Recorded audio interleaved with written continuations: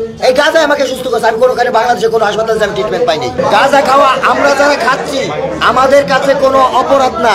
গাঁজা কেউ বলে সিদ্ধি, কেউ বলে বিভিন্ন রকমের নাম। সুস্থ থাকার জন্য, নিরিবিলি থাকার জন্য, ভালো থাকার জন্য আমরা এটা মেডিসিনের মতো আমরা যারা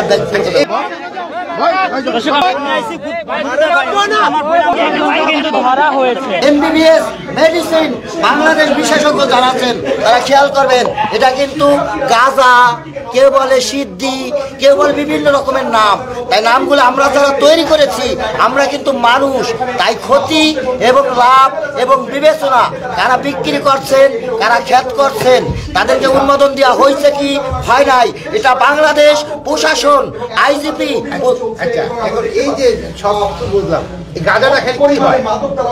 বললাম তো যে আমাদের জ্ঞান শক্তি ভালো থাকে, আমরা এটা আমাদের ঔষধ এবং মেডিসিন হিসেবে যার যার শরীরটা সুস্থ থাকার জন্য, নিরিবিলি থাকার জন্য, ভালো থাকার জন্য আমরা এটা মেডিসিনের মতো আমরা যার যার এই গাঁজা খেয়ে কি কি উপকার পাইছে?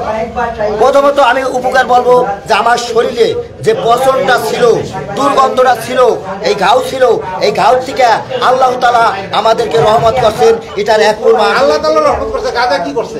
এই গাঁজা আমাকে সুস্থ করছে। আমি কোনোখানে বাংলাদেশে কোনো হাসপাতালে আমি ট্রিটমেন্ট পাইনি।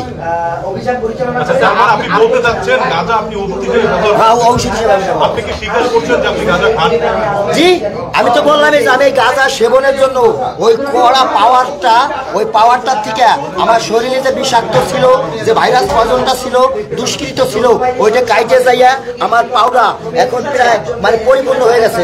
যদি আর কিছু গাঁজাগুলো আপনারা পান করতে, গাঁজাগুলো করতে পান, এটা আমাদেরকে নিয়ে আসেন অনেক পাগলরা। ওই যে ধরেন উত্তরে আখাউড়া আছেন না, আখাউড়া কেল্লা বাবার মাজার, ওই কত টাকা দিয়ে কিনবেন?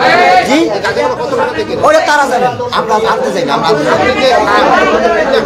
আমরা একটু যদি কিনতে যাই, যদি আমরা ব্যান ঠেলি রাস্তায় চাই, ভিক্ষা করি। আপনি কি প্রতিদিন খান? হ্যাঁ, আপনি কি প্রতিদিন? হ্যাঁ, প্রতিদিন। এটা আমাদের ঔষধ হিসেবে আমরা প্রতিদিন খাই। 10 বছর। তাহলে আপনি মনে করছেন গাঁজা খাওয়া কোনো অপরাধ না? গাঁজা খাওয়া আমরা যারা খাচ্ছি আমাদের কাছে কোনো অপরাধ না, কিন্তু ইসলামের বিরুদ্ধে ষড়যন্ত্র করে এই দেশের ভিতরে একটা ভারত এবং বাংলাদেশ দুইটা দেশকে একসাথে গ্যাঞ্জাম বাঁধানোর জন্য কিছু ইসলাম বিরোধী যারা আছেন তারা আমাদেরকে অপবাদ দিয়ে আমাদেরকে দমাই রাখার জন্য, বাংলাদেশকে দমাই রাখার জন্য আমাদেরকে চাপ সৃষ্টি করে এই গাঁজা এটা একটা নাম দিয়ে একটা চাপ সৃষ্টি করা হয়েছে। এটা আমরা মানি না, আমরা কখনো মানতেও চাই না। এটা আমাদের উপর একটা চাপ সৃষ্টি করা হয়েছে।